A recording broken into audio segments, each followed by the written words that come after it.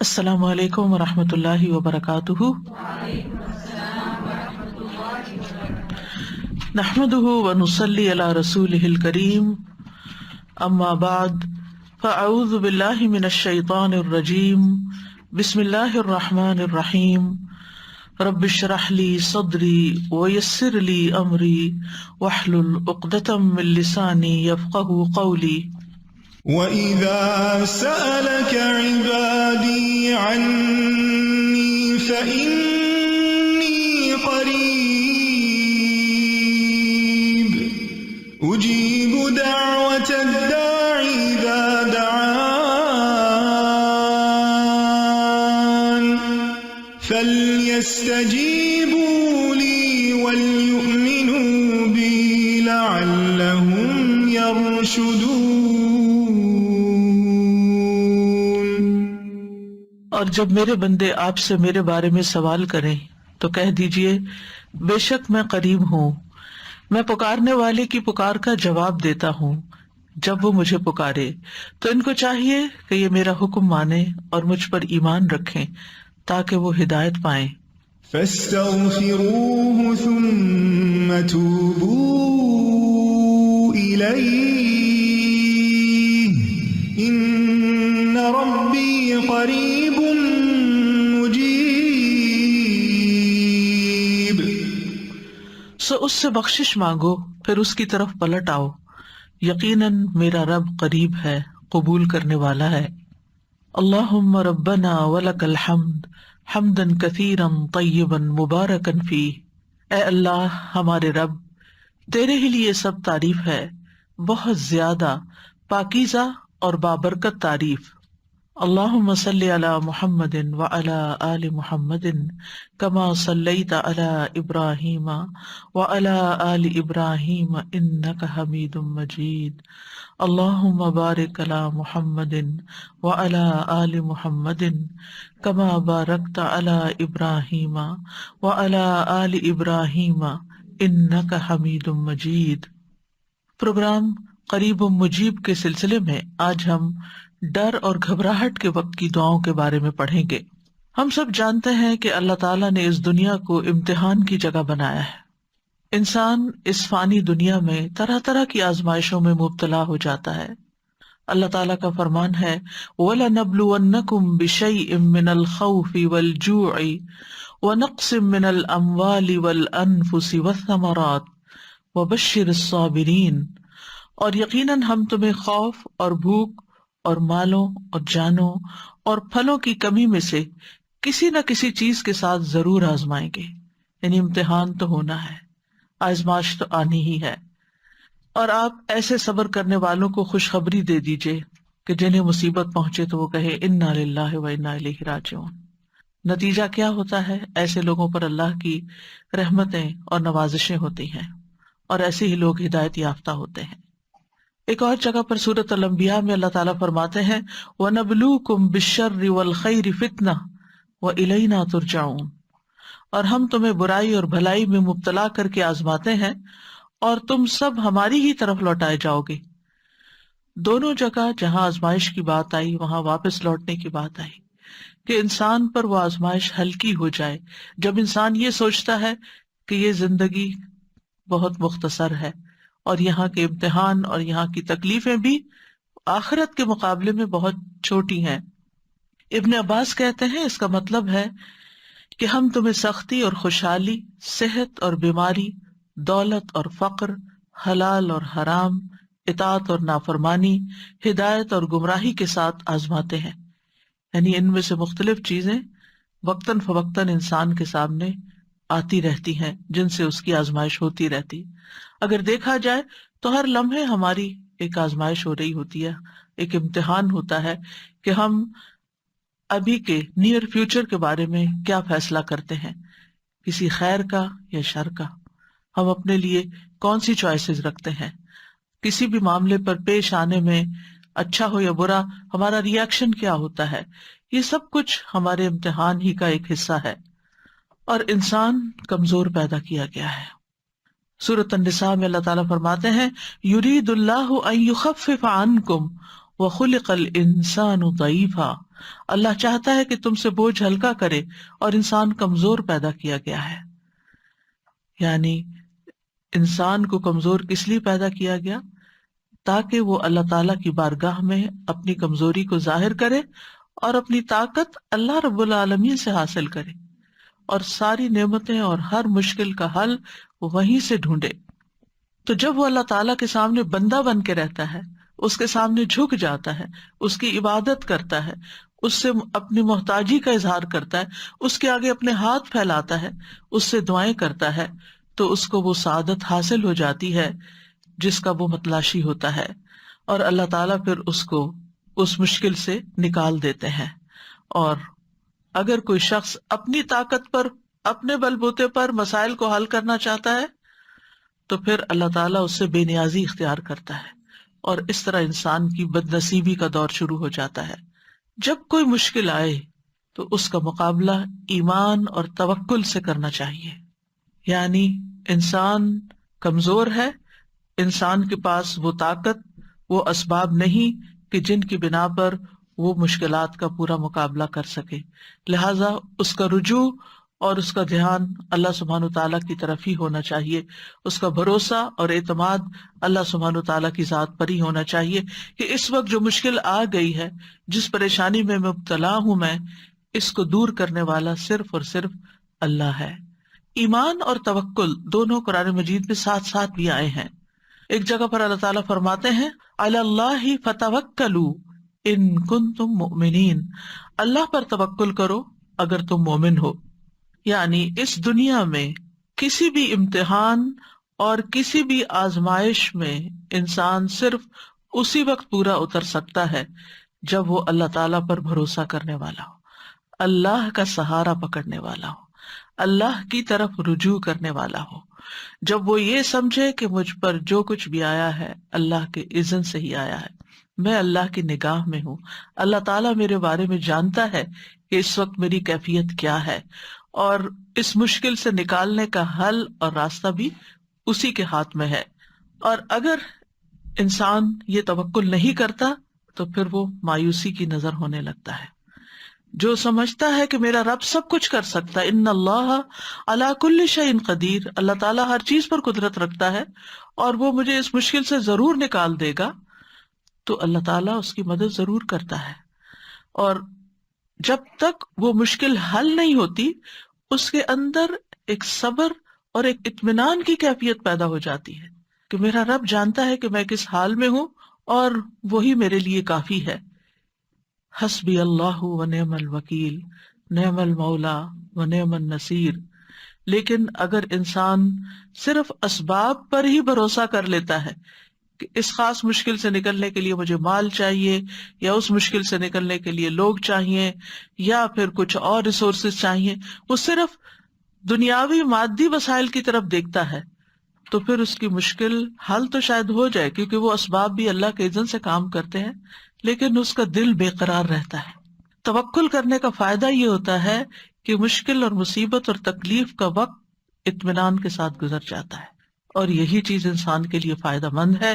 کیونکہ اگر انسان تکلیف کے اندر جزا فضا کرتا ہے، اور اگر انسان تکلیف میں پریشانی کا ہی اظہار کرتا رہتا ہے اور برے برے کلمات اپنی زبان سے نکالتا ہے، تو مسئلہ تو وہی رہتا ہے، اور اسے حل تو جب ہی ہونا ہے جب اللہ کا اذن ہو. اور یاد رکھیے، جب اسباب ہاتھ سے نکل جائیں صرف اس وقت توکل نہیں کرنا ہوتا، اسباب کے ہوتے ہوئے بھی توکل کرنا ہوتا ہے کہ ٹھیک ہے میں بیمار ہوں، مجھے اچھے ڈاکٹرز میسر ہیں، میرا یہاں پر علاج فری ہو رہا ہے اور مجھے کوئی پریشانی نہیں، لیٹسٹ اکوپمنٹ موجود ہے، لیکن میرا سہارا اور بھروسہ اللہ پر ہے کہ مجھے شفا وہی دے گا. اور انسان جب اس ٹریٹمنٹ سے بھی گزر رہا ہوتا ہے، یعنی اس پروسیس سے گزر رہا ہوتا ہے، اس وقت بھی اس کا سارا دھیان صرف اللہ کی طرف ہوتا ہے کہ وہ مجھے اس کے ذریعے شفا عطا کرے گا. وہ تو اس کے بغیر بھی شفا دے سکتا ہے، لیکن اسی نے ان اسباب کو اختیار کرنے کا حکم دیا ہے، اور اسی کے حکم سے ہی میں ان کو اختیار کر رہی ہوں، ورنہ اصل شفا تو اللہ ہی کی طرف سے. اور انسان اپنے اوپر آنے والے سارے معاملے کو اللہ کا معاملہ سمجھے، آیا بھی ادھر سے ہے، جائے گا بھی اسی کے اذن سے. اور پھر اتنا یقین ہو اللہ کی ذات پر، ایسا بھروسہ ہو کہ انسان مشکل کے اوپر سوچنے کی بجائے اور مشکل سے الجھنے کی بجائے اور فرسٹریشن کا شکار ہونے کی بجائے اللہ سبحانہ وتعالیٰ کی طاقت پر اور اللہ سبحانہ وتعالیٰ کی رحمت کی طرف پوری توجہ رکھے، اور جیسے جیسے وہ اس سے گزرتا جائے گا اس کے لیے، جیسے حضرت ابراہیم علیہ السلام کے لیے آگ ٹھنڈک بن گئی تھی، ایسے ہی ایک بندہ مومن کے لیے جو اپنا پورا بھروسہ اور اعتماد اللہ کی ذات پر کر لیتا ہے، تو دنیا میں اس کو پہنچنے والی تکلیف کی جو آگ ہوتی ہے، یا ایک دل کی جلن ہوتی ہے، یا ایک گھٹن ہوتی ہے، وہ ٹھنڈک میں بدلنا شروع ہو جاتی ہے، اور یہ اسی کے اعتبار سے ہوتا ہے جتنا آپ کا اللہ تعالیٰ پر بھروسہ ہوتا ہے۔ اللہ سبحانہ وتعالیٰ نے اس دنیا میں ہمارے لیے جہاں مشکلات رکھی وہاں اسے نکلنے کے لیے اسباب بھی رکھے، اور مدد اللہ کی ہوتی ہے لیکن اس کے اوپر اسباب کا پردہ ڈال دیا گیا ہے۔ اور پھر اس سے مقصود کیا ہوتا ہے، اسباب کیوں اختیار کرنے کے لیے کہا جاتا ہے؟ وہ اس لیے تاکہ انسان اس دنیا میں عمل کرتا رہے، کوشش کرتا رہے، ہاتھ پاؤں مارتا رہے، ہاتھ پاؤں توڑ کے نہ بیٹھ جائے۔ اللہ نے کرنا ہے، اللہ چاہے گا تو میں بچ جاؤں گا، سمندر میں پھنسا ہوا ہوں، کشتی میں بیٹھنے کی کیا ضرورت ہے، اللہ ہی بچا لے گا۔ نہیں، اللہ تعالیٰ نے ہی اسباب اختیار کرنے کو کہا ہے۔ لیکن اسباب اور اللہ تعالیٰ کی مدد کا ریشو کیا ہے؟ مثلاً آپ ایک چھوٹا سا بیج زمین کے اندر ڈالتے ہیں جو ایک بہت بڑا درخت بن جاتا ہے، جس کا تنا ہے، اس میں لکڑی ہے، پتے ہیں، پھول ہیں، پھل ہے، ایک بہار ہے۔ کیا یہ سب آپ نے بنایا؟ یہ اللہ نے بنایا، یہ اللہ نے پیدا کیا ہے۔ آپ نے کیا کیا تھا؟ آپ کا کیا رول ہے؟ آپ نے ایک ٹائنی سا بیج زمین کے اندر ڈالا تھا، بس یہ ہے آپ کی ایفرٹ، اور باقی سب کچھ اللہ کا کرنا ہے۔ ہم چھوٹی سی ایک ٹیبلٹ کھاتے ہیں، وہ صرف ہمارا ایک سبب ہوتا ہے، باقی ہمارے سسٹم کے اندر جا کر اس سارے کو درست کرنا یا ہمیں صحت دینا، یہ سراسر اللہ سبحانہ وتعالیٰ کے ہاتھ میں ہی۔ یعنی جتنی بھی چیزیں ہیں، جہاں جہاں بھی اسباب کار فرما ہے، ان سب پر اگر آپ غور کریں تو آپ حیران ہو جائیں گے کہ یہ سب کچھ اللہ ہی کا کیا ہوا ہے۔ مثال کے طور پر آپ کوئی ڈگری کر لیتے ہیں اور آپ کو کوئی بہت اچھی جاب مل جاتی ہے، یا آپ کو بزنس شروع کرتے ہیں اور وہ بہت فلرش کر جاتا ہے۔ اگر آپ یہ سمجھیں کہ یہ میری قابلیت ہے اور یہ تو میرا کمال ہے اور یہ تو میری محنت ہے اور یہ تو میری ذہانت ہے اور یہ تو میرے اسمارٹ ڈیسیژنز ہیں، تو اس وجہ سے یہ سب کچھ ہوا ہے، تو یہاں سے ہی غلطی شروع ہوتی ہے۔ سیلف ریلائنس نہیں، اللہ ریلائنس، اپنی ذات پر بھروسہ نہیں، اللہ سبحانہ تعالیٰ کی ذات پر بھروسہ کہ وہ درست کرے گا، اس نے کیا ہے وہی کرے گا۔ کیونکہ آپ دیکھیے کہ جب آپ پڑھ رہے تھے، ڈگری کر رہے تھے، اس وقت عقل آپ کی کس نے سلامت رکھی؟ آپ کو آنکھیں کس نے دی، دماغ کس نے دیا، آپ کو وہ مال کس نے دیا کہ جس کے ذریعے آپ نے وہ کام کر لیا، وہ استاد کس نے دیے، وہ یونیورسٹی، وہ ساری کتابیں وہ جنہوں نے لکھی۔ یعنی اگر آپ صرف اپنے کسی ایک کام کا نتیجہ دیکھیں تو اس کے پیچھے بے شمار لوگوں، انسانوں کے علاوہ مختلف چیزوں کی جو آبجیکٹس ہیں ان کی ساتھ سپورٹ آپ کو شامل ہوتی ہے، حتیٰ کہ آپ کی وہ کار جس پہ آپ بیٹھ کے جاتے ہیں، یہ ٹرانسپورٹ کا کوئی بھی ذریعہ، اور اس کا بننا، اس کو بنانے والے کتنے، اور اس میں پیٹرول کا آنا، اور پیٹرول کہاں سے آ کے آپ تک پہنچا۔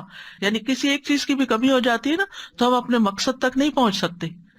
تو یہ اسباب جو ہے، یہ بھی جو ہم اختیار کرتے ہیں، دراصل اللہ سبحانہ تعالیٰ ہی کے پیدا کردہ ہیں، اور اس نے ہمیں یہ سارے دیے۔ ورنہ کتنے ہی لوگ ایسے ہیں کہ جن کے پاس یہ اسباب نہیں، وہ ہم سے زیادہ ذہین ہیں، وہ ہم سے زیادہ بہتر کام کر سکتے ہیں اگر ان کو یہ سارے اسباب مل جائیں، اگر یہ سہولتیں ان کو مل جائیں۔ ریسنٹلی ہماری ایک ساتھی ہیں، وہ ایک بالکل جو جپسیز ہوتے ہیں نا پاکستان میں، جو جگہ جگہ جا کے جہاں کوئی بھٹا لگتا ہے وہاں جا کے جھگیاں ڈال لیتے ہیں، وہ بھٹے کی اینٹیں بن جاتی ہیں تو وہاں سے اپنا ڈیرا اٹھاتے ہیں، کہیں اور چلے جاتے ہیں، تو ان کا کوئی گھر ٹھکانا نہیں ہوتا، بس وہ اپنا ساز و سامان لے کے گھومتے پھرتے ہیں۔ تو وہ اسلام آباد کے علاقے میں وہ آ کے رہے، تو ان کا انٹریکشن ہوا، تو انہوں نے ان بچوں کو اکٹھا کر کے ان کے ساتھ وہ ایک چھوٹی سی جگہ بنائی، کیونکہ پرماننٹ وہاں کچھ بھی نہیں بنا سکتے۔ حتیٰ کہ پانی کے لیے میں نے کہا کہ آپ یہاں کچھ نل لگوا دیں یا کنواں بنوا دیں، تو کہنے لگے کہ نہیں، یہ تو چلے جائیں گے اور یہ فیکٹری والوں کی زمین ہے اور وہ تو سب کچھ پھر ختم کر دیں گے تو فائدہ نہیں۔ تو بہرحال کہنے کا مطلب یہ تھا کہ انہی بچوں کو لگا کے، انہی کے ذریعے اینٹیں اٹھوا کے، انہی کے ذریعے پر سیدھا کر کے اور ایک اور جگی بنا کے اور اس میں مسجد بنا کے اور ان کو اذان سکھا کے اور ان کو پانی کا انتظام کرا کے، وضو سکھا کے، آپ یقین کریں اتنی تابعداری ان بچوں کے اندر، اتنی ذہانت اور اتنے شارپ بچے، میرا دیکھ دیکھ کے ویڈیو دل کٹتا تھا کہ یار اب اتنی صلاحیت ہے ان بچوں میں، لیکن یہ مٹی میں رول رہے ہیں، کیونکہ ان کے ماں باپ کے پاس کوئی وسائل ذرائع نہیں ہے کہ کہیں یہ ایک جگہ اپنا گھر بنا سکیں یا کوئی تعلیم کا سلسلہ جاری کر سکیں یا کوئی بھی سہولتیں جو ہیں وہ زندگی کی حاصل کر سکیں۔ تو اتنا رب کا شکر ہمیں ادا کرنا چاہیے صرف ایک پانی کے اس گھونٹ پر ہی کہ جو ہم پیتے ہیں، کہ کہاں کہاں سے ہو کر ہم تک پہنچا ہے۔ اگر اس کو یہ سمجھے کہ یہ آسمان سے اترا ہوا ہے تو بارش جو برسی وہ کس زمین پہ برسی، وہ کہاں رس رس کے پہنچا، وہاں سے کس نے نکالا، وہاں سے وہ کس طرح کن کن اسباب اور ذرائع کے ذریعے ہم تک پہنچا کہ ہم یہ پی رہے، اور پی کے صرف اتنی تکلیف نہیں کر سکتے کہ الحمدللہ کہہ دیں۔ تو یہ جو کچھ ہمیں اللہ نے دیا ہے نا، یہ جتنی بھی نعمتیں، ان کا حساب ہونا ہے اور ان پہ ہمیں شکر گزار ہونا چاہیے، اور ہر وقت جو چیز نہیں ہے زندگی میں اس کے غم میں روتے نہیں رہنا چاہیے، بلکہ اللہ پہ بھروسہ کرنا چاہیے، اعتماد پورا، یقین پورا کہ میرے رب نے جو چاہا میرے بارے میں فیصلہ کیا، جو چاہا مجھے دیا اور جو نہیں چاہا نہیں دیا، اور جو اس نے دیا وہ بھی اس کا فضل اور جو اس نے روک لیا وہ بھی اس کی رحمت۔ تو بہرحال ہمارے پاس جو بھی اسباب ہیں، یعنی ہمارا بھروسہ بھی اللہ پر ہو اور اسباب کا مالک بھی ہمیں اپنے رب ہی کو سمجھنا چاہیے، اور ان اسباب کا لینا اور دینا یہ دراصل اللہ سبحانہ تعالیٰ کی اپنی حکمت ہوتی ہے کہ جس کے تحت وہ کچھ دیتا ہے اور اسی کی حکمت سے وہ کچھ لیتا ہے۔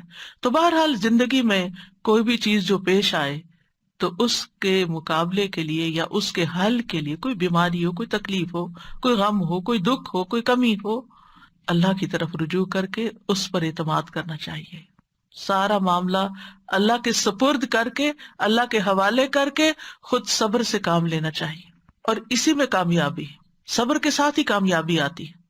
اور سب سے بڑی کامیابی کیا ہوتی ہے کہ انسان اطمینان میں آ جاتا ہے، میں نے اپنا معاملہ اللہ کے حوالے کر دیا ہے نا، اب وہ اس کو سنوار دے گا، وہ میرے حق میں بہترین فیصلہ کرے گا۔ اور اس طرح انسان کے لیے اللہ کے راستے پہ چلنا، اللہ تعالیٰ کی عبادت کرنا اور اللہ سبحانہ تعالیٰ کے سامنے جھکنا، اس سے دعا کرنا، کائنات پہ غور و فکر کرنا، یہ ساری چیزیں بہت آسان ہو جاتی ہیں، اور پھر آزمائش کا وہ مرحلہ اور وہ راستہ لذت والا ہو جاتا ہے۔ ایسا کیوں ہوتا ہے کہ ایک ہی تکلیف پر ایک شخص اپنے حواس کھو بیٹھتا ہے اور پہلے سے زیادہ خود کو نقصان دے دیتا ہے، اپنے آپ کو پیٹنے لگتا ہے یا خودکشی کر لیتا ہے یا کوئی بھی طریقہ اختیار کر لیتا ہے، اور ایک دوسرا شخص ہے وہ اس سے بھی بڑی مشکل پر دل کی ٹھنڈک کے ساتھ، اطمینان کے ساتھ اپنی زندگی کا سفر جاری رکھے ہوئے ہوتا ہے۔ فرق کس چیز کا ہے کہ ایک نے اللہ کا سہارا تھام لیا اور دوسرا اللہ سے ناراض ہو گیا۔ تو جو اللہ سے ناراض ہوتا ہے پھر اللہ تعالیٰ جہاں چاہتا ہے، جس وادی میں چاہتا ہے اس کو پھینکتا ہے، اس کو اس کے نفس کے حوالے کر دیتا ہے، اور نفس کا شر سب سے پہلا شر ہے، کیونکہ ہر خیال یہیں سے اٹھتا ہے، چاہے وہ خودکشی کا ہو یا کسی بھی چیز کا ہو، کہ انسان اس حد تک گر جاتا ہے کہ وہ اپنے آپ کو ہی ختم کرنے کے بارے میں سوچنے لگتا ہے، اور اس طرح انسان کا دل ٹوٹ جاتا ہے، اس کا حوصلہ اور ہمت ختم ہو جاتی ہے، اور کوئی چھوٹی سی بھی ناخوشگوار چیز اس کو کسی قابل نہیں چھوڑتی۔ اور جس نے اپنا آپ ضائع کر دیا، اپنا وقت ضائع کر دیا، اپنی زندگی ضائع کر دی، اپنا مال ضائع کر دیا، اپرچونٹیز کو ضائع کر دیا، اپنے وسائل کو ضائع کر دیا، اس سے بڑا بدقسمت اور کون ہو سکتا ہے کہ جو ایک چھوٹی سی مصیبت پر اپنے آپ کو سنبھال نہ سکا۔ کیوں نہ سنبھال سکا؟ کیونکہ اس کا اللہ پر بھروسہ نہیں تھا۔ اگر وہ اپنا معاملہ اللہ کے سپرد کرتا جیسے اہل ایمان نے کیا اور جیسے ابراہیم علیہ السلام نے کیا، تو پھر اس کے نتائج آپ دیکھتے کہ کتنے بہترین ہوتے۔ تو بہرحال عقل مند وہی ہے کہ جو زندگی کے سارے معاملات کو اپنے رب کے سپرد کر دے۔ تو آج اس سلسلے میں ہم ان آیات کو سورۃ آل عمران کی دیکھیں گے جس میں اسی توکل کی بات ہوئی ہے۔ ارشاد باری تعالیٰ ہے، الذين قال لهم الناس إن الناس قد جمعوا لكم فاخشوهم فزادهم إيمانا وقالوا حسبنا الله ونعم الوكيل فانقلبوا بنعمة من الله وفضل لم يمسسهم سوء واتبعوا رضوان الله والله ذو فضل عظيم إنما ذلكم الشيطان يخوف أولياءه فلا تخافوهم وخافون إن كنتم مؤمنين۔ وہ جن سے منافق لوگوں نے کہا کہ دشمن کے لوگ تمہارے خلاف جمع ہو گئے ہیں تو ڈرو ان سے، تو اس نے انہیں ایمان میں اور بڑھا دیا، اور وہ کہنے لگے ہمیں اللہ کافی ہے اور وہ بہترین کارساز ہے۔ تو وہ اللہ کی نعمت اور فضل کے ساتھ لوٹے، انہیں کوئی تکلیف نہ پہنچی، اور انہوں نے اللہ کی رضا کی پیروی کی، اور اللہ بہت بڑے فضل والا ہے۔ یہ تو شیطان ہی ہے جو تمہیں اپنے دوستوں سے ڈراتا ہے، تو تم اس سے نہ ڈرو اور مجھ ہی سے ڈرو اگر تم ایمان والے ہو۔ یہ غزوہ احد کے بعد کا واقعہ ہے، اسے غزوہ بدر صغریٰ بھی کہا جاتا ہے۔ اس کی تفصیل کچھ یوں ہے کہ غزوہ احد سے واپسی کے وقت ابو سفیان نے مسلمانوں سے جو خطاب کیا تھا اس میں اس نے مسلمانوں کو چیلنج کیا تھا کہ 1 سال بعد پھر میدان بدر میں اب مقابلہ ہوگا۔ چیلنج کو رسول اللہ صلی اللہ علیہ وسلم نے قبول کر لیا کہ ٹھیک ہے آئندہ سال ہم بدر میں ملیں گے، لیکن جب وعدے کا وقت قریب آیا تو ابو سفیان خود ہی ہمت ہار بیٹھا۔ اس سال مکہ میں قحط پڑا ہوا تھا، اس نے اپنی اس کمزوری کو چھپانے کے لیے ایک تدبیر سوچی کہ خفیہ طور پر ایک شخص نعیم بن مسعود کو مدینہ بھیجا اور کچھ دے دلا کر اس کی یہ ذمہ داری لگا دی کہ وہاں جا کر یہ خبر مشہور کر دے کہ اس دفعہ قریش نے اتنی زبردست تیاری کی ہے اور اتنا بڑا لشکر جرار جمع کر رہے ہیں کہ پورا عرب مل کے بھی ان کا مقابلہ نہیں کر سکتا، یعنی پروپیگنڈا وار۔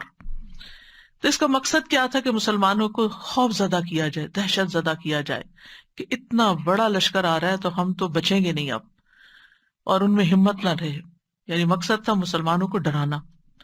چنانچہ اس نے مدینہ جا کے یہ افواہ خوب پھیلائی، لیکن اس پروپیگنڈے کا اثر ابو سفیان کی توقع کے بالکل برعکس نکلا۔ اس سے مسلمانوں کا ایمانی جوش اور بڑھ گیا، اور رسول اللہ صلی اللہ علیہ وسلم 1500 صحابہ کو لے کر میدان بدر کی طرف روانہ بھی ہو گئے۔ جب ابو سفیان کو یہ صورتحال معلوم ہوئی تو اسے بھی نکلنا پڑا، اب یہ بڑی شرمندگی کی بات تھی کہ کہہ چکے تب، لہٰذا وہ 2000 کی جمعیت لے کر مکہ سے روانہ ہوا، مگر 2 دن کی مسافت طے کرنے کے بعد اپنے ساتھیوں سے کہنے لگا کہ اس سال لڑنا مناسب نہیں، آئندہ سال آئیں گے۔ اس پر کچھ لوگوں کے اوپر ایسا رعب طاری ہوا کہ انہوں نے واپس مڑ جانے میں ہی عافیت سمجھی، تو وہ راضی ہو گئے کہ چلے واپس چلتے ہیں۔ رسول اللہ صلی اللہ علیہ وسلم میدان بدر میں ابو سفیان کا 8 روز تک انتظار کرتے رہے۔ ان دنوں بنو کنانہ کی کھیتی باڑی اور خرید و فروخت کا موقع بھی تھا اور موسم بھی تھا، یہ ہر سال 8 دن وہاں جمع ہوتے تھے لوگ۔ چنانچہ مسلمانوں نے اس جگہ خوب کاروبار کیا اور خوب فائدہ اٹھا کے نفع اٹھا کر واپس لوٹے، اور ساتھ ہی یہ پتہ چل گیا کہ ابو سفیان واپس چلا گیا ہے، لہٰذا آپ صلی اللہ علیہ وسلم مدینہ واپس لوٹ آئے۔ اس کو غزوہ بدر صغریٰ کہا جاتا ہے۔ الذین قال لهم الناس ان الناس قد جمعوا لكم فاخشوهم فزادهم ایمانا، یہاں لوگوں سے مراد آغاز کرنے والا نعیم بن مسعود تھا، اور پھر اس کے ساتھ آپ کو معلوم ہے کہ کون مل گئے، منافقین مل گئے کہ جنہوں نے خوب پروپیگنڈا کیا۔ انہوں نے جب یہ سنا ان الناس قد جمعوا لكم فاخشوهم کہ ان سے ڈرو لوگ آ رہے ہیں، تو انہوں نے بزدلی کا مظاہرہ نہیں کیا، انہوں نے اپنے ارادوں کو اور مضبوط کیا، اللہ پر مزید بھروسہ کیا، اللہ سے دعائیں کی اور اپنی عبادت کو اللہ کے لیے اور خالص کیا۔ نتیجہ کیا نکلا؟ فزادہم ایمانا، ان کا ایمان اور بڑھ گیا۔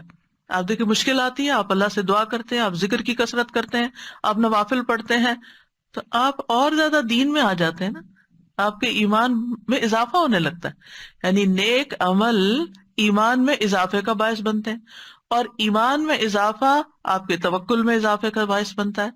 تو اس طرح بندہ مومن کے لیے ہر آزمائش اور تکلیف اللہ کے قرب کا ذریعہ بن جاتی، وہ اللہ تعالیٰ سے اور قریب ہو جاتا ہے، کیونکہ وہ اللہ تعالیٰ سے تھوڑا غافل ہو رہا تھا، بھولا ہوا تھا، تھوڑا اور دنیا میں لگ رہا تھا، تو اللہ تعالیٰ نے اس کو مشکل میں ڈال کے اپنی طرف راغب کر لیا، اور یہ چیز اس کے لیے اور فائدے کی ہو گئی.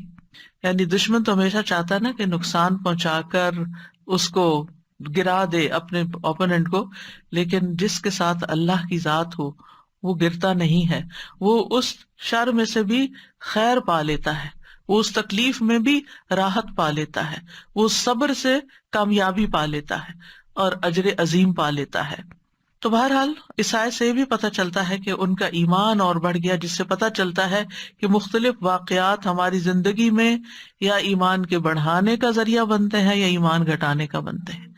مشکل جو ہے، تکلیف جو ہے، منافق کے ایمان میں کمی کر دیتی ہے، لیکن مومن کا ایمان مشکل کے وقت اور بڑھ جاتا ہے.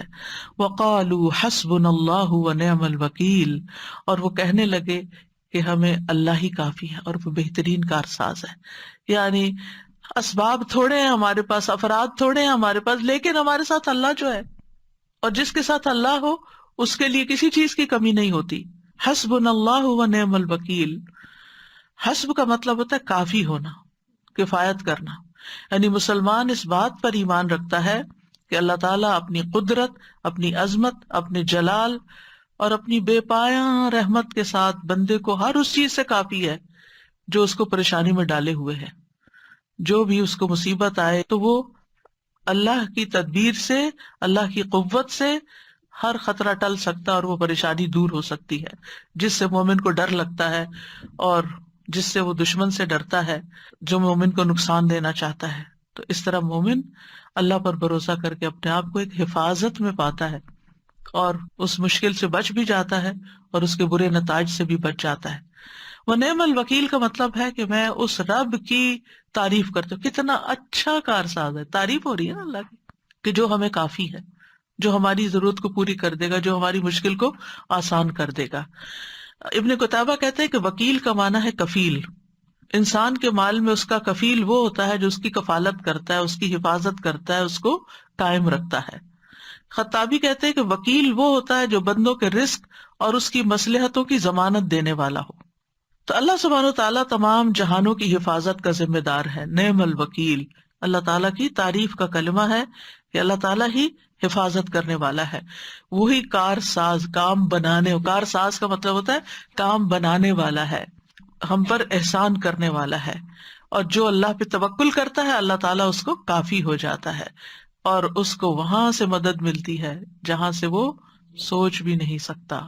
اور اس طرح اجر و ثواب بھی بڑھتا ہے، درجات بھی بلند ہوتے اور دنیاوی مشکلات بھی حل ہو جاتی ہیں.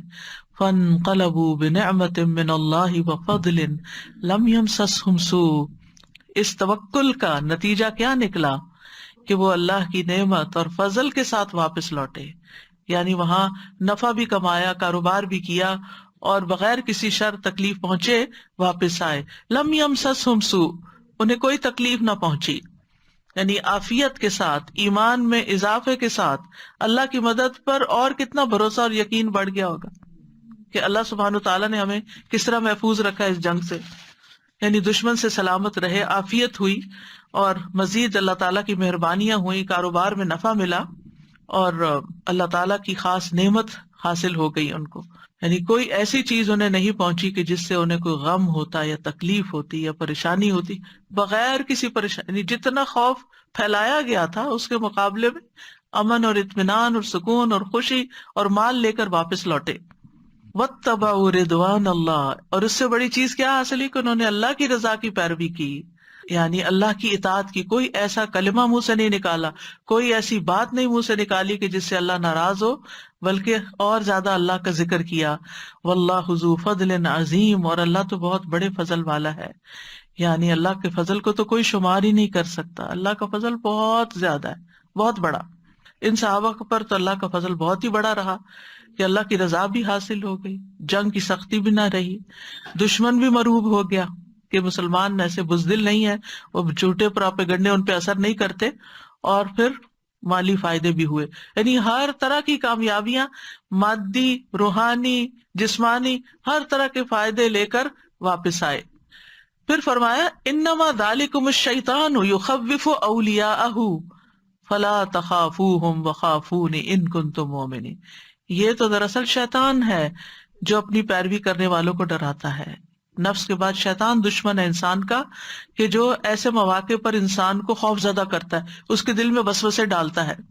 تو ایمان والے اللہ سے ڈرتے ہیں، کسی اور سے نہیں ڈرتے، یعنی شیطان کے دوستوں مشرکین سے ڈرنے کی ضرورت نہیں ہے، بلکہ اس کے مقابلے میں صرف اللہ کا ڈر ہی کافی ہے، اور یہی پسندیدہ خوف ہے، ایسا خوف کہ جو انسان کو اللہ کے حرام کردہ کاموں سے روک دے۔ یعنی اللہ کا خوف کیوں ضروری ہے؟ کہ جس کی وجہ سے انسان غلط کاموں سے بچ جائے۔ تو بہرحال یہ حسبنا اللہ و نعم الوکیل بہت بہترین دعا ہے، جو خوف، ڈر، گھبراہٹ، پریشانی کے موقع پر انسان کو کثرت سے پڑھنی چاہیے پورے یقین کے ساتھ۔ اور یہ حقیقت ہے کہ جو سچے دل سے پوری سچائی کے ساتھ اللہ پر بھروسہ کر لیتا ہے تو اللہ تعالیٰ اس کے معاملات کے لیے کافی ہو جاتا ہے، اس کی دین دنیا کی پریشانیوں میں کفایت کرتا ہے۔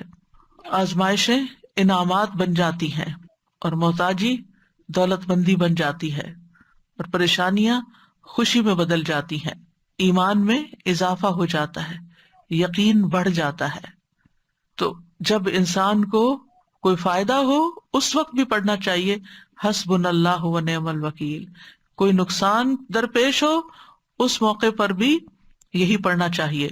ابن عباس کہتے ہیں اس کلمے کو ابراہیم علیہ السلام نے اس وقت کہا تھا جب انہیں آگ میں ڈالا گیا تھا، اور یہی کلمہ محمد صلی اللہ علیہ وسلم نے اس وقت کہا جب لوگوں نے ان کو ڈرانے کے لیے کہا تھا کہ لوگوں نے تمہارے خلاف فوج جمع کر لی ہے، اور اسی کلمے کی وجہ سے ابراہیم علیہ السلام کو کفایت ملی تھی۔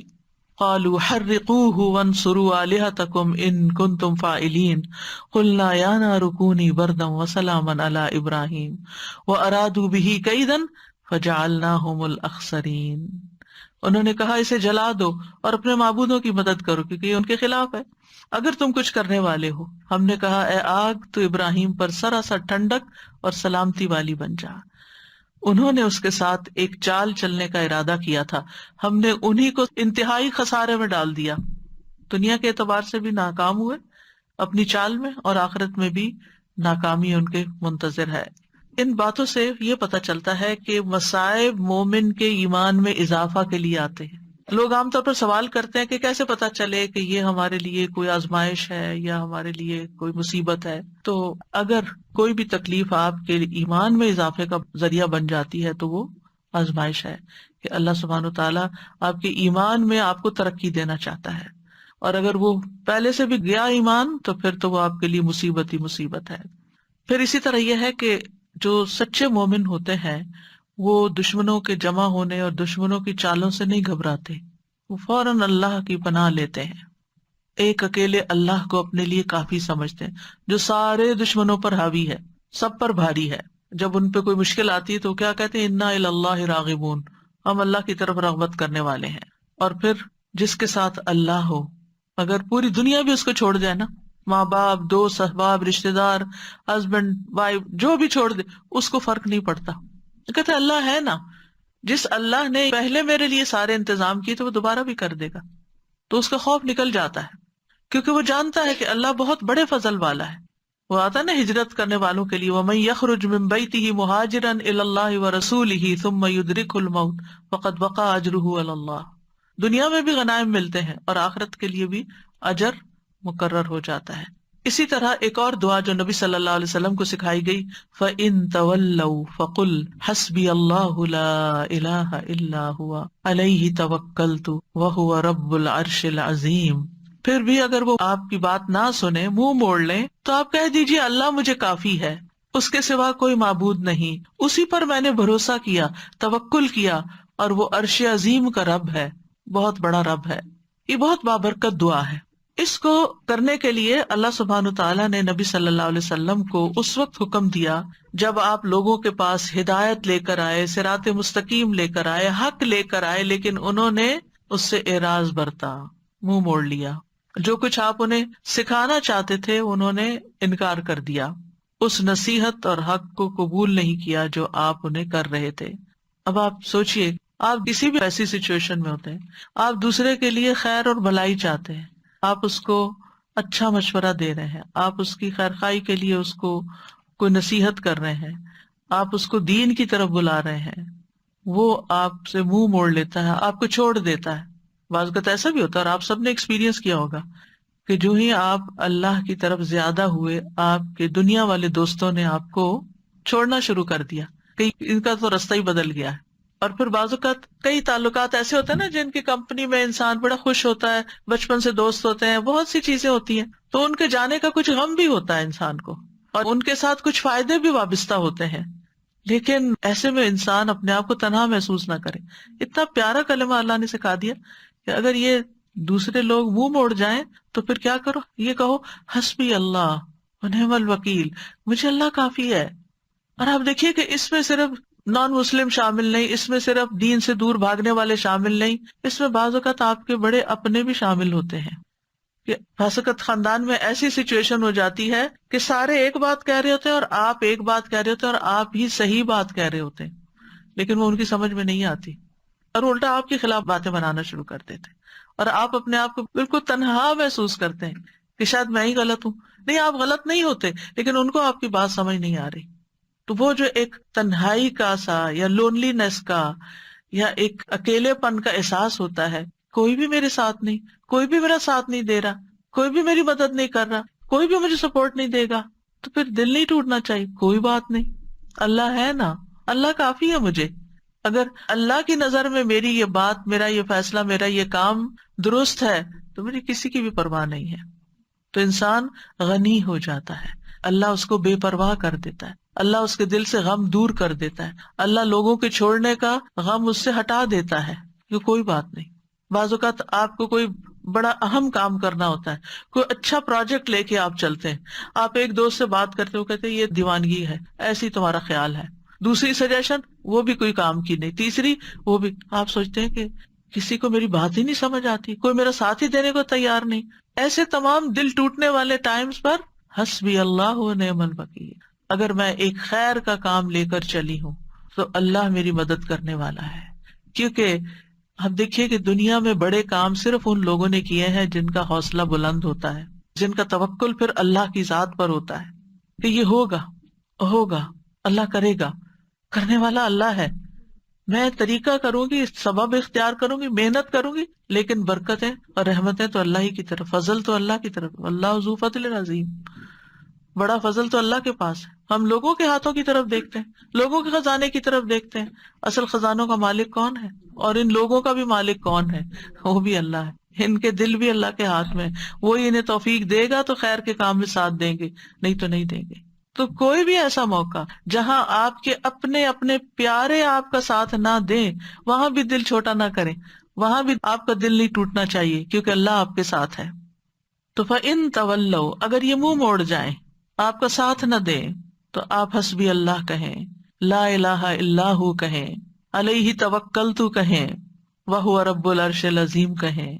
ایک چھوٹی سی دعا کے اندر ہر پارٹ جو ہے اس کا بہت پاورفل ہے، یعنی اللہ مجھے کافی ہے، اللہ کے سوا کوئی معبود نہیں ہے، میرا بھروسہ اس پر ہے، مجھے اس کی مدد کا یقین ہے، میں اس کی طرف رجوع کرتا ہوں، وہ میری مدد کرے گا، وہ ساری مخلوق کا مالک، اور مخلوق میں سے سب سے عظیم ترین مخلوق کا بھی وہی رب ہے، وہی مالک ہے، وہی خالق ہے، تو میں اس کا سہارا لیتا ہوں۔ تو یہ ان مبارک دعاؤں میں سے ہے جن کے پڑھنے کا اللہ تعالیٰ نے خود نبی صلی اللہ علیہ وسلم کو قل کہہ کے حکم دیا، آپ کہیے، آپ پڑھیے، یہ آپ کو فائدہ ہوگا۔ ایسے تھوڑی کہ اللہ تعالیٰ کے پڑھیے اور پڑھتے ہوئے چھوڑ دیں اور پھر پرواہ نہ کرے، کیسے ہو سکتا ہے؟ جو چیز اللہ تعالیٰ نے خود سکھا دی اس سے بہتر کیا ہو سکتا ہے کہ یہ آپ کو فائدہ دے گا۔ آپ دیکھیے کہ بعض اوقات بہت ساری چیزیں انسان کو ڈراتی ہیں، فیوچر کا خوف ہوتا ہے، جادو کا، ٹونے کا، اس کا اس کا، وہ جن، شریر، دشمن، رات کا اندھیرا ڈراتا، پتہ نہیں کیا کیا چیزیں، یعنی بہت سی چیزیں خوف دلاتی ہیں انسان کو، تمہارا کیا بنے گا، تمہارا کوئی فیوچر نہیں، تمہارے بڑھاپے کا ساتھی کون ہوگا، تمہاری اولاد تمہیں نہیں پوچھتی، تمہارا شوہر تمہیں نہیں پوچھتا، تمہارے لیے رزق کا کوئی سبب نہیں، کئی چیزیں انسان کو شیطان ڈراتا رہتا ہے نا. ایسے سارے موقعوں پر حسبی اللہ، جب تک اللہ ہے نا میری زندگی میں کسی چیز کی کمی نہیں، کیونکہ اسباب بھی وہ مہیا کرتا ہے، دعائیں بھی وہ قبول کرتا ہے، عبادت بھی اسی کے لیے ہے، اور وہ سب کچھ کر سکتا. کیا فکر کی ضرورت ہے؟ توکل کریں، بھروسہ کریں. ابو درداء کہتے ہیں کہ جو شخص یہ دعا صبح و شام 7 دفعہ پڑھے، اللہ تعالیٰ اسے تمام فکروں سے کافی ہو جاتا ہے، ساری فکر اس کی ختم ہو جاتی ہے. اور جب آپ پڑھیں نا تو اس طرح سوچ کے پڑھیں، حسبی اللہ لا الہ الا هو علیہ توکلت وہو رب العرش العظیم. جو بھی نیکی کا کام آپ کرنا چاہیں، کیونکہ کچھ لوگوں کا حال یہ ہوتا ہے جب ان سے کچھ بھی کہا جاتا ہے نہیں کر لو، کہتے ہیں میں نہیں کر سکتا، آئی ڈونٹ تھنک کہ میں اس قابل ہوں، میں تو اس قابل نہیں، مجھ سے نہیں ہوگا، میرا نہیں خیال میں کر پاؤں گی، مجھے نہیں لگتا کہ میں یہ پڑھ پاؤں گی یا وہ کر لوں گی. ایسے جملے ہی زبان سے نہ نکالیں. اس وقت کیا کریں، اللہ کی مدد ہوگی تو انشاءاللہ میں کر لوں گی، اللہ میری مدد کرے گا، حسبی اللہ لا الہ الا اللہ، اللہ ہے نا، اللہ کروائے گا. مشکل سے مشکل وقت، انہونی چیزیں، اور جب آپ کو اللہ کا سہارا مل جاتا ہے نا آپ تنہا نہیں ہوتے، اور جب آپ تنہا نہیں ہوتے، اکیلے نہیں ہوتے، تو آپ کو غم ختم ہو جاتا ہے، آپ کی زندگی سے غم رخصت ہو جاتا ہے. ٹھیک ہے، قریب و مجیب. آپ یقین کریں دل بھر کے کلمات پڑھے نا، مجھے تو اپنے سینے میں ایک ٹھنڈک محسوس ہوتی، یعنی فزیکل فیلنگ بھی میری بدل جاتی. وہ قریب ہے، اس سے زیادہ تو کوئی قریب ہمارے ہو ہی نہیں سکتا. ہم انسانوں کو قریب سمجھتے ہیں، نہیں، ان کی تو اپنی بہت سی مشکلات ہیں، وہ تو اپنے لیے بھی کافی نہیں ہے، ہمارے لیے کہاں ہوں گے. اور پھر میری دعاؤں کو بھی وہ سننے والا ہے، اس لیے مجھے کس بات کا فکر ہو، کس بات کا غم. تو یہ دعا دین و دنیا کی پریشانی دور کرنے کا ذریعہ ہے، ہر مصیبت سے کفایت کرتی ہے جو بندے کو پریشان کرتی ہے. اسباب اختیار کرنے کے بعد اللہ پر بھروسہ کرنا ہی کامل توحید ہے. اللہ پر توکل کرنا اللہ کے کافی ہونے کا سبب ہے. اور یہ کلمہ توحید جو ہے نا، لا الہ الا ہو، اس کی بنا پر انسان کو دنیا اور آخرت میں نجات ملتی ہے. آخرت میں جنت کی کنجی بھی یہی ہے، توحید خالص. اور جب مشکل میں آپ نے سب کو چھوڑ دیا نا، صرف اللہ کو پکڑا، تو آپ کی توحید پکی ہو گئی. اور پھر آپ نے اس دعا میں توحید، توکل اور اللہ کے رب ہونے کا وسیلہ پکڑا. اور کبھی یہ دعا جو ہے طلب کی بجائے خبر کے صیغے میں بھی مانگی جاتی ہے، مطلب صرف اللہ کے بارے میں اچھا گمان اپنا رکھنے کو. تو یہ توکل ہے کیا چیز، تھوڑا سا اس پہ بات کر لیتے ہیں. توکل کا مطلب ہوتا ہے اپنی بے بسی کا اظہار کرنا اور اپنے علاوہ کسی دوسرے پر اعتماد کرنا. میں کمزور ہوں، میرے پاس کچھ نہیں، تو ہی سب کچھ ہے. اور دینی معنی میں توکل کیا ہوتا ہے، دنیا اور آخرت کے فوائد و نقصانات کے معاملے میں دل کا اللہ تعالیٰ کی ذات پر اعتماد کرنا، اور یہ ایمان رکھنا کہ اللہ کے سوا کوئی عطا نہیں کر سکتا، نہ روک سکتا، نہ نقصان دے سکتا، نہ نفع دے سکتا، سب کچھ اسی کے اختیار میں. ابن الجوزی کہتے ہیں یہ اللہ پر بھروسہ کرتے ہوئے اللہ کی اچھی تدبیر کی بنا پر اپنے معاملے کو اللہ کے سپرد کر دینا ہے، اللہ پر اعتماد کرنا ہے. خرابی کہتے ہیں توکل یہ کہ اللہ سے اچھا گمان رکھا جائے کہ اللہ یہ کام کر دے گا. توکل اللہ کے وعدوں پر دل کا اطمینان ہوتا ہے. ابن تیمیہ کہتے ہیں اللہ پر توکل کرنا فرض ہے اور بڑے فرائض میں سے ہے، جیسا کہ اللہ کے لیے اخلاص اپنانا واجب ہے. اور اللہ نے کئی آیات میں توکل کرنے کا حکم دیا ہے.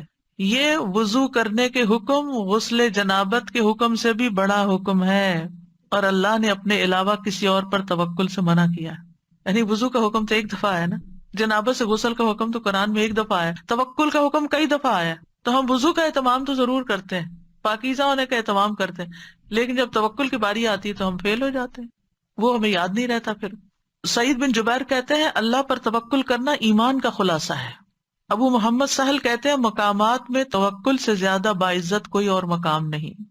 اللہ تعالیٰ اپنے نبی کو حکم دیتے ہیں فَتَوَكَّلْ عَلَى اللَّهِ إِنَّكَ عَلَى الْحَقِّ الْمُبِينِ، پورا کانفیڈینس دیا، آپ اللہ پہ بھروسہ کیجئے، آپ واضح حق پر ہیں، آپ سچ پر ہیں. ایک اور جگہ پر ہے وَتَوَكَّلْ عَلَى الْحَيِّ الَّذِي لَا يَمُوتُ وَسَبِّحْ بِحَمْدِهِ، اس زندہ ہستی پر بھروسہ کیجئے، یعنی اللہ پر جو نہیں مرے گا، اور اس کی حمد کے ساتھ تسبیح کیجئے.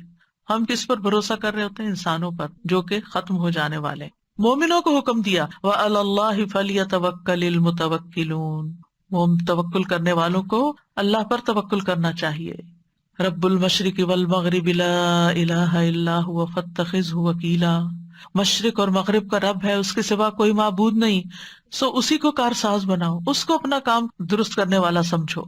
توکل اللہ پر ایمان ہونے کی علامت ہے. توکل وہی کر سکتا ہے جس کا اللہ پر ایمان ہو. جس کے پاس ایمان نہیں اس کا توکل بھی نہیں ہوتا.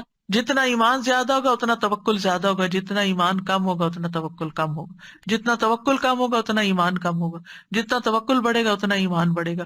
دونوں لازم و ملزوم ساتھ ساتھ بڑھتے جاتے ہیں. یہ اسلام لانے کا تقاضا ہے. موسیٰ علیہ السلام نے کہا میری قوم ان کنتم آمنتم باللہ فعلیہ توکلوا ان کنتم مسلمین، اگر مسلمان ہو نا تو پھر دشمن سے نہیں ڈرو، اللہ سے ڈرو، اللہ پہ بھروسہ کرو، کیونکہ نفع نقصان کا مالک تو صرف وہ ہے. بندوں پہ جب آپ بھروسہ کرتے ہیں نا وہ بھول جاتے ہیں، اوہ سوری آپ نے یہ کام کہا تھا، سوری یہ وجہ ہوگی تھی میں ٹائم پر نہیں پہنچ سکا. کئی مشکلات ان کی زندگی میں ہوتی ہیں، وہ خود بھی نہیں رہتے. لیکن اگر آپ اللہ پہ بھروسہ کرتے ہیں تو اللہ تعالیٰ کو ہمیشہ ہے، ہمیشہ رہے گا، اور وہ ہمیشہ مدد کر سکتا ہے. حالات تبدیل ہوتے رہتے ہیں، لوگ آپ کی زندگی میں تبدیل ہوتے رہتے ہیں، جگہیں تبدیل ہوتی رہتی ہیں، سچویشن تبدیل ہوتے رہتے ہیں، لوگوں کی لائلٹیز تبدیل ہوتی رہتی ہیں، لوگوں کے دل بدلتے رہتے ہیں، مالی حالات بدلتے رہتے ہیں. اس دنیا میں ہر لمحہ ایک چینج آ رہا ہوتا ہے، غیر محسوس چینج، اور بعض اوقات ہم اس کو ٹیکل نہیں کر سکتے کیونکہ ہمارے اندر بھروسہ نہیں ہوتا، توکل نہیں ہوتا. جو توکل کرتا ہے وہ ہر تبدیلی کے اندر کام ہوتا ہے.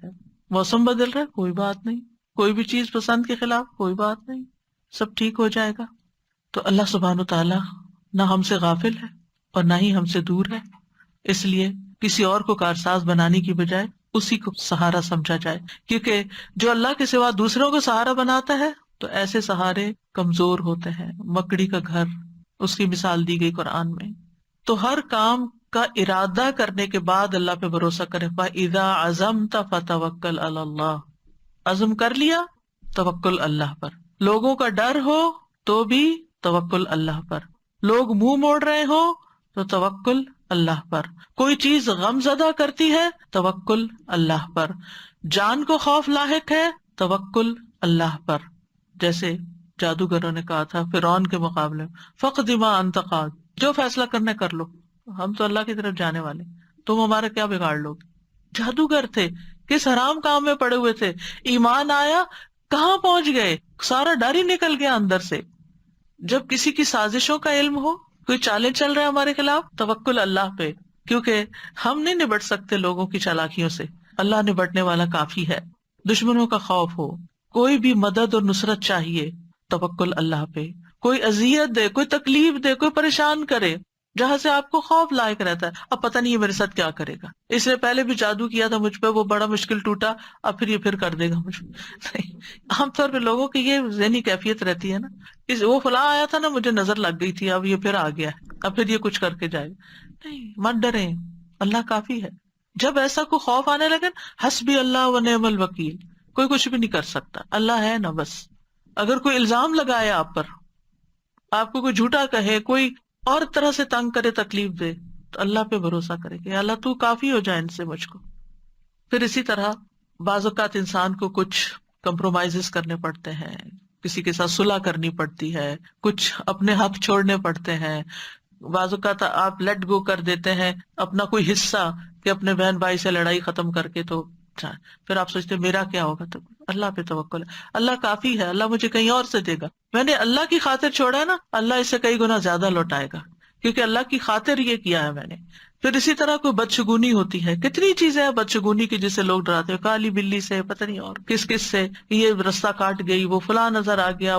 ان ساری بدشگونیوں کا مقابلہ بھی جہاں سپرسٹیشنز ہو، جہاں وہم، کیونکہ بعض لوگوں کو وہم ہی کھایا جاتا ہے، ہونا ہمانا کچھ نہیں ہوتا، یہ ان کا صرف خیال ہوتا ہے. یہ نہ ہو جائے، میں گھر سے نکلی ہوں گاڑی لے کر، پتہ نہیں کوئی ایکسیڈنٹ نہ ہو جائے، یہ جہاز پہ بیٹھنے لگی ہوں، پتہ نہیں اس کا کریش ہی نہ ہو جائے. یعنی کوئی نہ کوئی ایسی باتیں انسان کے دل میں شیطان ڈالتا رہتا ہے کہ جس سے وہ انجوائے کرنے کی بجائے اس سچویشن کو صرف خوف زدہ رہتا ہے.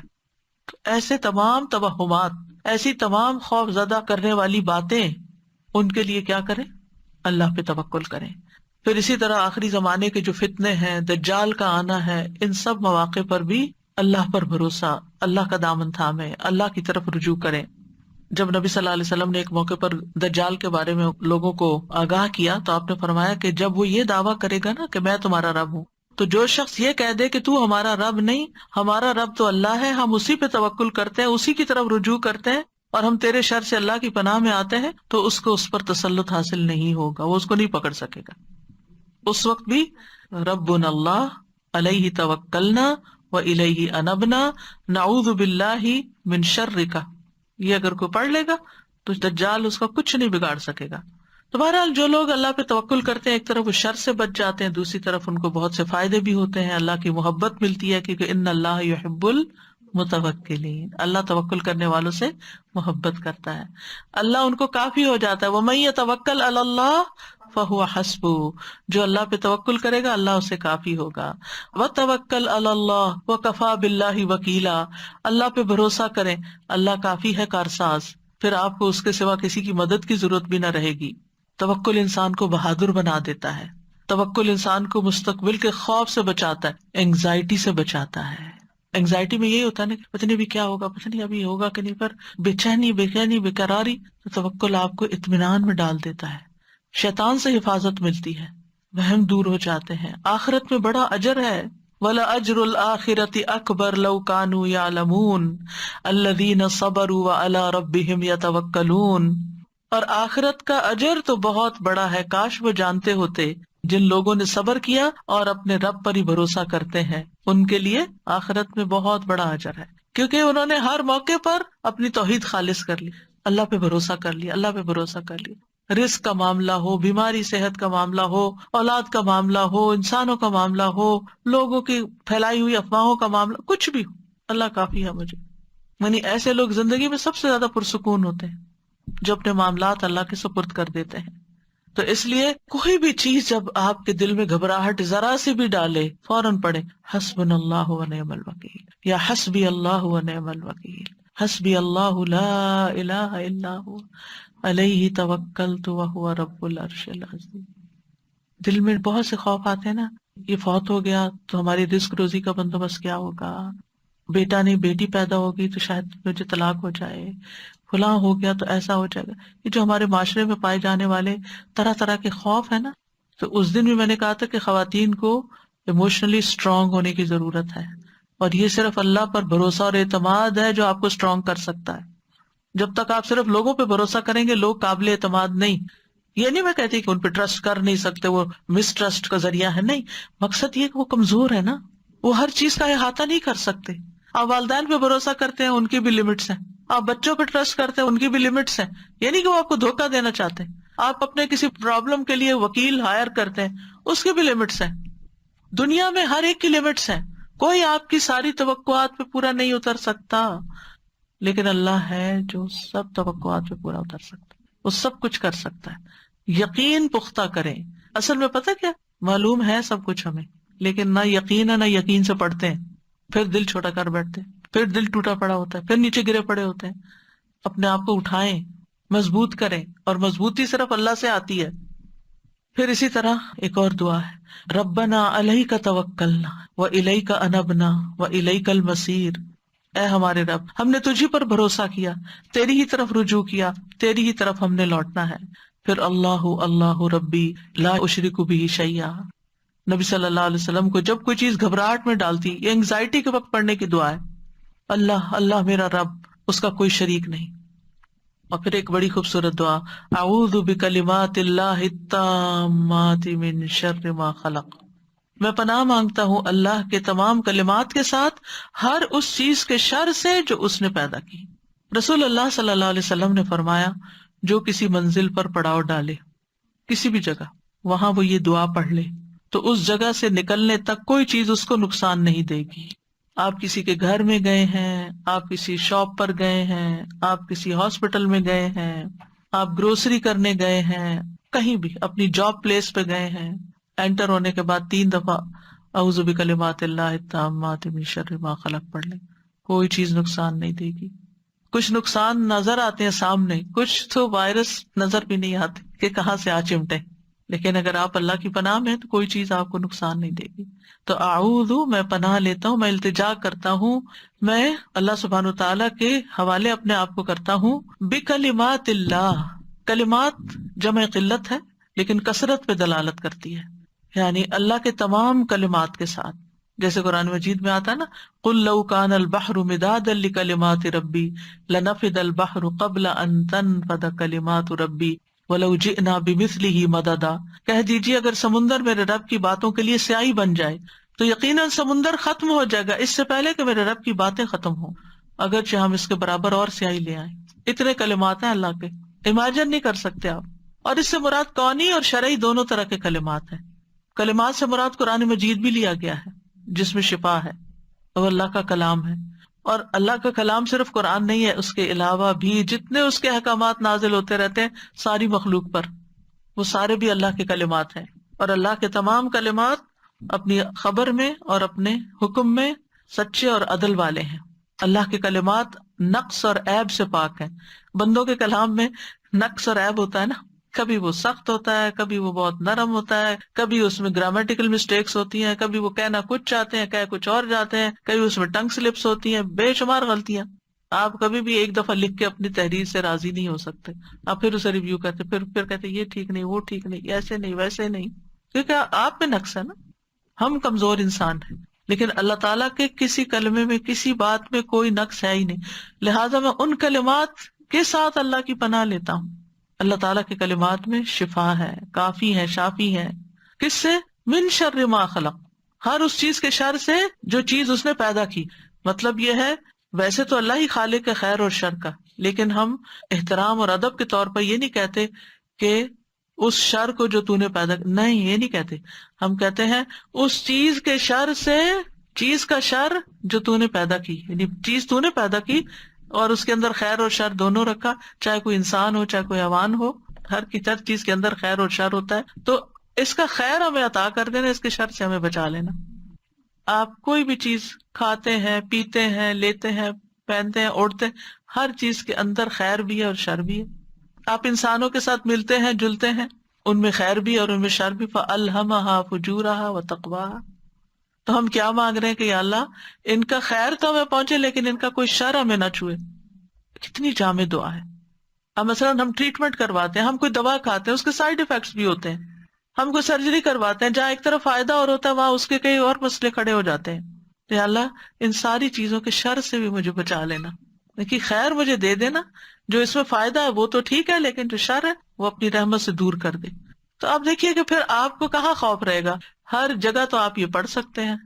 نبی صلی اللہ علیہ وسلم نے گھبراہٹ کے موقع پر ایک اور دعا بھی سکھائی تھی، وہ بھی اسی سے شروع ہوتی ہے. اعوذ بکلمات اللہ التامۃ من غضبہ وشر عبادہ ومن ھمزات الشیاطین وان یحضرون.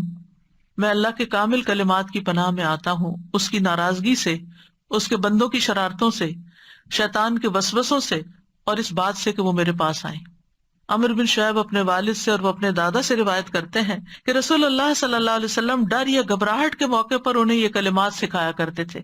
عبداللہ ابن عمر اپنے سمجھدار بچوں کو یہ کلمات سکھا دیتے تھے کہ بچے جب ڈرو یہی کلمات پڑھ لینا. اور جو نہ سمجھ ہوتے تھے چھوٹے، ان کے گلے میں لکھ کے لٹکا دیتے تھے. یعنی آپ یہ بھی کر سکتے ہیں کہ کسی بہت اچھے خوبصورت فریم پر لکھ کر آپ ان کو کہیں کاٹ کے سرانے کہیں اور لگا سکتے ہیں. اور اس میں آپ دیکھیے کہ اللہ کے اسماء حسنی بھی آ جاتے ہیں کلمات اللہ میں. ساری کتابوں میں جو اس کے کلمات ہیں، جو آسمانی الہامی کتابیں ہیں، وہ ساری کی ساری اس میں آ جاتی ہیں. اور پھر اس میں آپ دیکھیے کس کس چیز سے پناہ مانگی گئی ہے. من غضبہ، اللہ کی ناراضگی، اللہ کے غصے سے. پھر وشر عبادہ، اس کے بندوں کے شر سے. اور پھر شیاطین کی اکساہٹوں سے، اور اس بات سے کہ شیطان آئے بھی میرے پاس. اور پھر آپ دیکھیے کہ شیطان کے جو حمزات ہوتے ہیں نا، وہ حمزات نہیں جو ہم بولتے ہیں، ہمزات ہے. یہ ہمزات کا مطلب ہے حمزہ کی جمع چوکا مارنا. جیسے وہ تانا ہوتا ہے نا، ہمزہ ویل لکل ہمزۃ لمزہ، شیطان کا بھڑکانا. یعنی کسی نے کوئی چھوٹی سی بات کی اور آپ غصے میں بھڑک اٹھے. کبھی ہوا ایسا آپ کے ساتھ کہ کسی کی چھوٹی سی حرکت پہ آپ فلیئر اپ ہو گئے؟ وہ بات اتنی بڑی نہیں تھی، جتنا ریئیکشن آپ نے شو کیا. تو ہوا کیا تھا؟ شیطان نے کچوکا لگایا تھا، شیطان نے اکسایا تھا. تمہاری ایسی تیسی، تم مجھے یہ کہو. اور اس نے تو بات کی تھی، آپ نے ہاتھ میں اٹھا لیا. تو یہ شیطان کی طرف سے ہوتا ہے. یعنی اتنا بڑا دشمن ہے کہ انسان کی جو خوشی ہوتی ہے، نعمتیں ہوتی ہیں، وہ اس کو پسند نہیں آتی. دشمن کو کبھی اچھا لگتا ہے ہم خوش رہیں؟ وہ تو ہر وقت اس طاق میں ہے کہ ہم کسی طرح پریشان رہیں. تو وہ مزاج کے ذریعے ہمیں پریشان کرتا ہے. تو یا اللہ میں اس سے بھی پناہ مانگتی ہوں کہ وہ میرے پاس حاضر بھی ہو. پھر اسی طرح ایک اور دعا ہے، اعوذ بکلمات اللہ التامات التی لا یجاوزہن بر ولا فاجر من شر ما ينزل من السماء وما يعرج فيها ومن شر فتن اللیل والنہار ومن كل طارق الا طارقا يطرق بخیر یا رحمان. میں اللہ کے تمام کلمات کے ذریعے پناہ لیتا ہوں جن سے آگے نہ کوئی نیک اور نہ کوئی فاجر بڑھ سکتا ہے، ان تمام چیزوں کے شر سے جو آسمان سے اترتی ہیں اور جو آسمان کی طرف چڑھتی ہیں، اور رات اور دن کے فتنوں کے شر سے اور رات کو آنے والے کے شر سے، سوائے اس کے جو خیر کے ساتھ آئے. اے نہایت رحم کرنے والے، یعنی یا رحمان. یہ رات کے وقت گھبراہٹ کی دعا ہے. خالد بن ولید کہتے ہیں میں رات کو نیند میں گھبرا جایا کرتا تھا. پھر میں نبی صلی اللہ علیہ وسلم کے پاس حاضر ہوا تو میں نے عرض کی میں رات کو نیند میں ڈر جاتا ہوں، اپنی تلوار اٹھا لیتا ہوں، جو چیز سامنے آتی ہے اسے مار ڈالتا ہوں. تو آپ نے فرمایا کیا میں تمہیں وہ کلمات نہ سکھا دوں جو مجھے روح الامین نے سکھائے ہیں؟ کہو. اور پھر یہ دعا سکھائی. کتنے ہی لوگ ہیں جن کو رات کو برے برے خواب آتے ہیں اور وہ اپنے خوابوں کی وجہ سے پریشان رہتے ہیں، سخت گھبراہٹ کا شکار رہتے ہیں. فیملی میں کبھی ایک کو خواب آنے لگتے، کبھی دوسرے کو، کبھی تیسرے کو. بہت دفعہ یہ صرف شیطانی اثرات ہوتے ہیں، ان کی حقیقت کچھ بھی نہیں ہوتی، لیکن انسان ان کے خوف سے کوئی کام نہیں کر پاتا. اس کا بھی علاج یہی کلمات ہے، رات کو پڑھنے چاہیے. اس میں بھی آپ دیکھیں نا کہ من شر ما ينزل من السماء، ہر اس شر سے جو آسمان سے اترتا ہے، جیسے بجلی کے کڑاکے ہیں، اتنی بارشیں کہ تباہ کر دیں، اور بہت ساری اور چیزیں. پھر اسی طرح جو اس کی طرف اٹھتے ہیں، یعنی ہمارے برے اعمال، زمین کے اندر سے نکلنے والا شر، ایسی ریز جو ہمارے اوزون لیئر کو تباہ کر رہی ہیں، اور اسی طرح کی بہت ساری چیزیں جو اوپر کو جاتی ہیں، اور جو زمین میں اللہ تعالیٰ نے پیدا کی ہیں، جیسے جنگلی جانور ہیں، جنات وغیرہ ہیں. وَمِن شَرِّ مَا يَخْرُجُ مِنْهَا، جو زمین کے پیٹ سے چیزیں نکلتے ہیں، جیسے کیڑے مکوڑے وغیرہ ہیں، سانپ بچھو ہیں، زہریلے جانور ہیں. وَمِن شَرِّ فِتَنِ اللَّيْلِ وَالنَّهَارِ، رات اور دن کے فتنوں سے، یعنی وہ شر جو رات کو واقع ہوتے ہیں اور وہ شر جو دن کو واقع ہوتے ہیں. وَمِن شَرِّ كُلِّ طَارِقٍ، اور طارق کہتے ہیں رات کو آنے والے کو، یعنی وہ سارے حادثے جو رات کو برپا ہوتے ہیں، اللہ ان سے بھی بچا کے رکھنا. کتنی جامع دعا، سب کچھ اس میں کور ہو جاتا ہے. پھر عافیت کی دعا، اللہم انی اسألک العافیۃ فی الدنیا والآخرہ، اللہم انی اسألک العفو والعافیہ فی دینی و دنیای و اہلی و مالی، اللہم استر عوراتی وآمن روعاتی، اللہم احفظنی من بین یدی ومن خلفی وعن یمینی وعن شمالی ومن فوقی واعوذ بعظمتک ان اغتال من تحتی. اے اللہ میں دنیا اور آخرت میں تجھ سے عافیت کا سوال کرتا ہوں.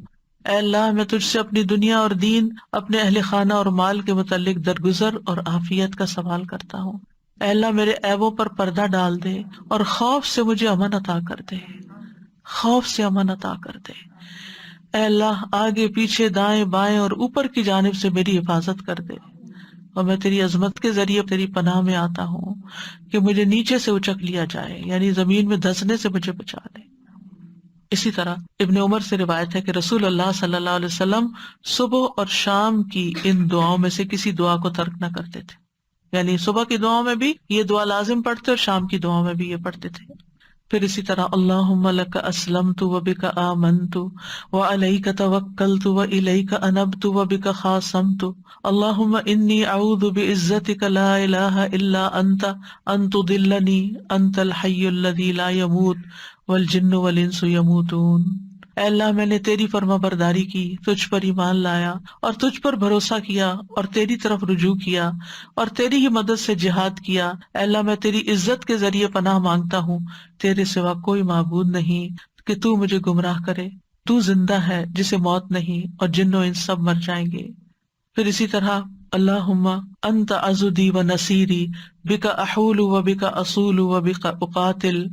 اے اللہ تو میرا بازو و مددگار ہے، تیری ہی مدد سے میں چلتا پھرتا ہوں اور حملہ کرتا ہوں اور لڑائی کرتا ہوں. حضرت انس کہتے ہیں رسول اللہ صلی اللہ علیہ وسلم جب کسی غزوے پہ جاتے تو یہ کلمات پڑھا کرتے تھے. اسی طرح شیطان اور دشمن اور ہر شر سے بچنے کے لیے بھی یہ پڑھی جائے. ایک اور دعا دشمن کے خاص طور پر یا ظالم کے غلبہ پانے کے ڈر سے یہ پڑھی جائے.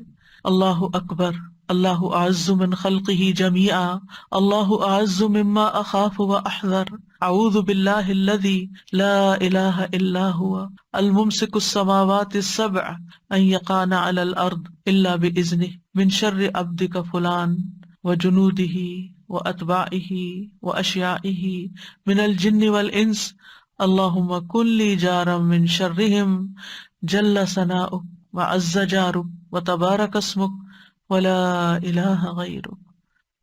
ربنا تقبل منا انک انت السمیع العلیم وتب علینا انک انت التواب الرحیم. وصلی اللہ تعالی علی خیر خلقہ محمد وعلی آلہ واصحابہ واہل بیتہ اجمعین برحمتک یا ارحم الراحمین. الہی آمین. سبحانک اللہم وبحمدک اشہد ان لا الہ الا انت استغفرک واتوب الیک. استغفرک واتوب الیک. السلام علیکم ورحمۃ اللہ وبرکاتہ.